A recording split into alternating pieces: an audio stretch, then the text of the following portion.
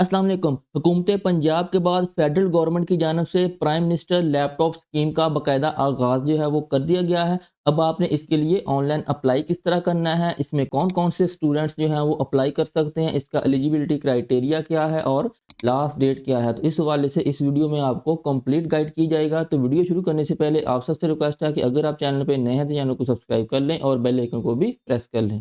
तो friends, online apply के लिए ऑफिशियल वेबसाइट का लिंक मैं नीचे डिस्क्रिप्शन में दे रहा हूँ। आप वहाँ से उसको ओपन करेंगे तो आपके सामने ये वाला इंटरफेस आ जाएगा। ये ऑफिशियल वेबसाइट आपके सामने इस तरह ओपन हो जाएगी। तो यहाँ पे आप देख सकते हैं कि सबसे टॉप पे एलिजिबल यूनिवर्सिटीज़। तो एलिजिबिलिटी क्राइटेरिया में सबसे पहले आपने अपनी यूनिवर्सिटी का नेम देखना है कि मेरी यूनिवर्सिटी जो है वो इस स्कीम के लिए एलिजिबल भी है या नहीं। तो उसके लिए आपने एलिजिबल यूनिवर्सिटी की लिस्ट के ऊपर ये यहाँ पे इस ऑप्शन पे आपने क्लिक करना है तो आपके सामने ये कंप्लीट लिस्ट जो है वो शो हो जाएगी कि ओवरऑल पाकिस्तान की जितनी भी यूनिवर्सिटी एलिजिबल हैं, उनकी लिस्ट जो है यहाँ पे दी हुई है। आपने अपनी यूनिवर्सिटी का नेम जो है वो इसमें देख लेना है। अगर आपका नेम इस लिस्ट में मौजूद है यूनिवर्सिटी का, तो फिर आप इस स्कीम के लिए एलिजिबल हैं, ठीक है? तो इस तरह आपने अपनी यूनिवर्सिटी का नेम जो है वो देख लेना है। इसके बाद सेकंड पे eligibility criteria, student enrol not earlier than their respective programme date of admission as per the table below. तो फ्रेंड्स, यहाँ पे उन्होंने सभी प्रोग्राम्स की डेट ऑफ एडमिशन जो है मेंशन की हुई है, ठीक है? इस डेट के बाद ही आपका एडमिशन हो या इस डेट को आपका एडमिशन अगर हुआ होगा तो फिर ही आप इस प्रोग्राम में एलिजिबल हैं, जिसमें ये देखें पीएचडी है, एमफिल है, एमबीए है, मास्टर 16 ईयर है, फिर अंडर ग्रेजुएट है, ठीक है, 5 ईयर, 4 ईयर।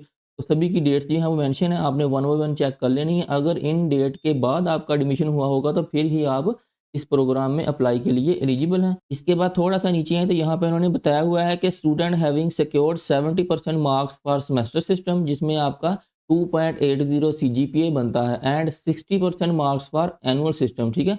अगर आपका एनुअल सिस्टम है तो फिर 60% मार्क्स जो हैं वो रिक्वायर्ड हैं, और अगर आपका सेमेस्टर सिस्टम है तो फिर 70% मार्क्स जो हैं वो रिक्वायर्ड हैं। तो यहाँ पे इन एलिजिबिलिटी भी बताई हुई है कि कौन-कौन से स्टूडेंट जो हैं वो इन एलिजिबल हैं, वो भी आपने चेक कर लेना है। ये पूरी लिस्ट जो है वो दी हुई है उन्होंने, ठीक है? Student enrolled in any private sector higher education institute, अगर आप किसी भी प्राइवेट यूनिवर्सिटी में एडमिशन आपने लिया हुआ है तो फिर आप इस प्रोग्राम में अप्लाई के लिए एलिजिबल नहीं हैं। और सबसे important, student enrolled at any government degree and post graduate college and affiliated college, ठीक है? बेशक वो गवर्नमेंट का कॉलेज ही है, वो एफिलेटेड कॉलेज है, ठीक है?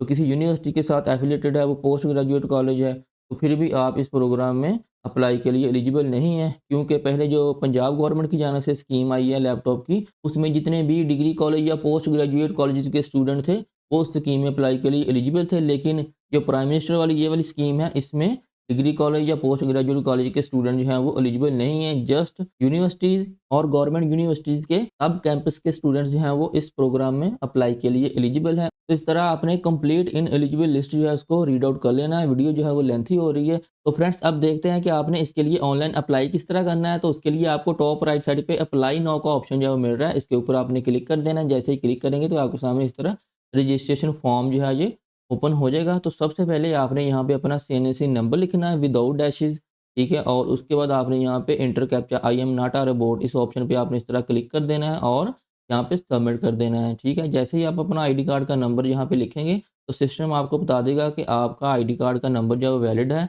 या आप अप्लाई कर सकते हैं या नहीं। तो आपने अपना सीएनएसी नंबर यहाँ पे एंटर करना है, ठीक है? और उसके बाद यहाँ पे सबमिट कर देना है। तो फ्रेंड्स, जैसे ही आप सबमिट करेंगे तो आपको सामने ये देखें इंस्ट्रक्शन वाला पेज जो है वो शो हो जाएगा। तो यहाँ पे आपने सभी इंस्ट्रक्शन जो है उनको रीड आउट कर लेना है और उसके बाद आपने एक्सेप्ट एंड कंटिन्यू वाले ऑप्शन पे क्लिक कर देना है। जैसे ही क्लिक करेंगे तो आपके सामने एप्लीकेशन फॉर्म जो है ये ओपन हो जाएगा।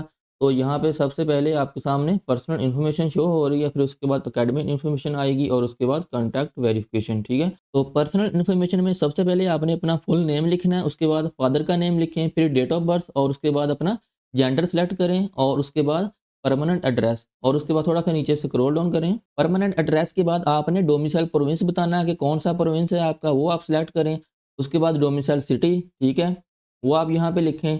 और उसके बाद एम्प्लॉयमेंट स्टेटस, एम्प्लॉयड या नॉट एम्प्लॉयड, जो भी है आप सेलेक्ट करें। मैं नॉट एम्प्लॉयड जो है वो सिलेक्ट करता हूँ। और उसके बाद are you enrolled as a disable student, तो मैं यहाँ पे नो करता हूँ। और उसके बाद have you received a laptop before, वो कह रहे हैं कि पहले आपने लैपटॉप जो है वो रिसीव किया है। तो यहाँ पे ऑप्शन जो है उन्होंने दिए हुए हैं, येस या नो भी है। और उसके अलावा यहाँ पे चीफ मिनिस्टर यूथ इनिशिएटिव में या फिर एचईसी की तरफ से, या इसके बाद पीएम लैपटॉप स्कीम के थ्रू, अगर आपने इनमें से कोई भी स्कीम में पहले लैपटॉप लिया है तो वो सेलेक्ट करें, ठीक है। अगर नहीं लिया तो यहाँ पे उसको नो कर दें। नो करने के बाद आपने नेक्स्ट स्टेप वाले ऑप्शन पे क्लिक कर देना है। जैसे ही क्लिक करेंगे तो यहाँ पे आप स्टेप 2 एकेडमिक इन्फॉर्मेशन वाले ऑप्शन पे आ जाएँगे। तो यहाँ पे अब आपने अपनी कंप्लीट एकेडमिक इन्फॉर्मेशन जो है उसको एंटर करना है। तो सबसे पहले आपने एनरोलमेंट नंबर, यहाँ पे आपने अपना एनरोलमेंट नंबर, जो आपका यूनिवर्सिटी का रोल नंबर होगा वो आपने यहाँ पे मेंशन करना है, ठीक है। उसके बाद सिटी ऑफ यूनिवर्सिटी, ठीक है, मेन कैंपस, यहाँ पे आपने जिस भी सिटी में आपकी यूनिवर्सिटी है, जिस तरह जीसी यूनिवर्सिटी फैसलाबाद है तो वो फैसलाबाद में है उसका मेन कैंपस। इस तरह यूईटी लाहौर है तो उसका लाहौर में है, ठीक है। आप जिस भी डिस्ट्रिक्ट की आपकी यूनिवर्सिटी है वो आपने सिटी जो है वो सिलेक्ट करना है, ठीक है। सिटी ऑफ यूनिवर्सिटी सिलेक्ट करने के बाद नेक्स्ट आपने यूनिवर्सिटी का नेम सेलेक्ट करना है। तो लाहौर के अंदर जितनी भी यूनिवर्सिटी एलिजिबल हैं उनकी लिस्ट यहाँ पे शो हो गई है। तो मैं जो भी यूनिवर्सिटी है मेरी वो मैं सिलेक्ट कर लेता हूँ इस तरह।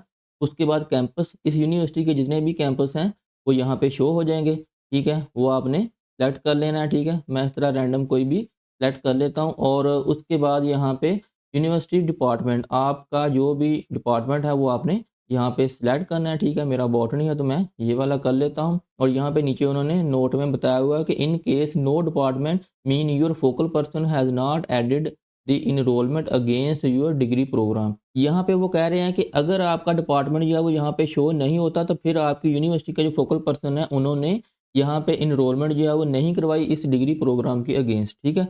इस हवाले से आपने अपनी जो कंसर्न यूनिवर्सिटी है उसके फोकल पर्सन से रब्ता करना है। तो उधर से ही आपको इस हवाले से कंप्लीट इन्फॉर्मेशन जो है वो मिलेगी। उसके बाद डिग्री लेवल, ठीक है। यहाँ पे आपने डिग्री लेवल जो है बताना है कि आपका मास्टर है, पीएचडी है या बैचलर डिग्री है या 16 ईयर जो भी है। इसके बाद डिग्री प्रोग्राम करंटली इनरोल्ड, तो यहाँ पे आपने सेलेक्ट करके ये देखें बीएस ऑनर मैं सेलेक्ट करता हूँ। उसके बाद ड्यूरेशन ये ऑटो पे आ गया 4 ईयर और इसके बाद date of admission in current degree programme, आपने यहाँ पे अपनी एडमिशन डेट वो मेंशन करनी है, ठीक है। एलिजिबिलिटी क्राइटेरिया में उन्होंने एडमिशन डेट जो है वो मेंशन की हुई है।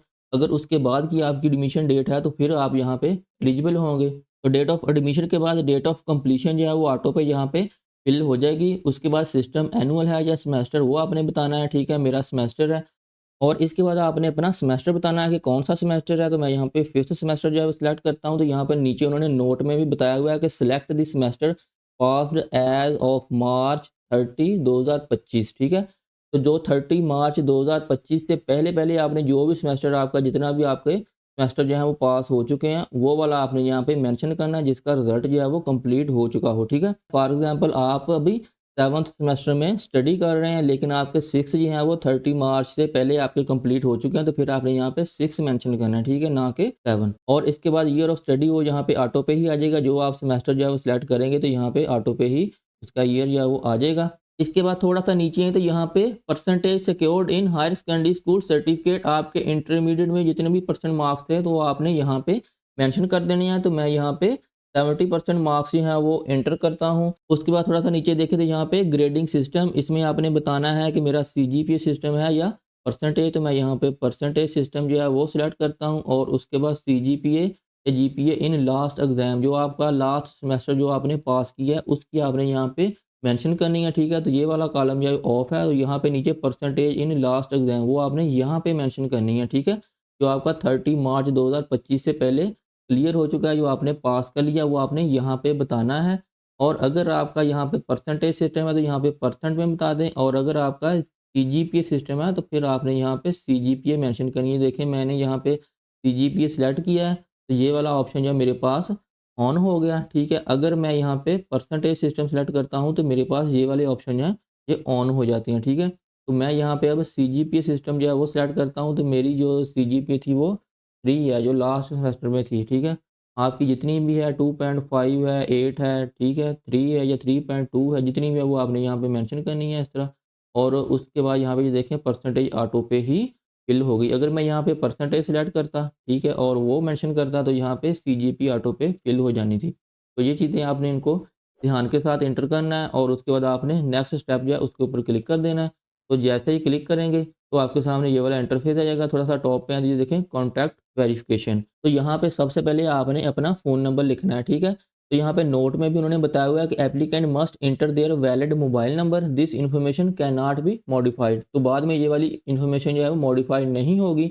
आपने ध्यान के साथ अपना एग्जैक्ट फ़ोन नंबर यहाँ पे मेंशन करना है। जैसे ही आप अपना फ़ोन नंबर यहाँ पे इंटर करेंगे तो आपके नंबर पे एक ओटीपी कोड जो है वो रिसीव होगा।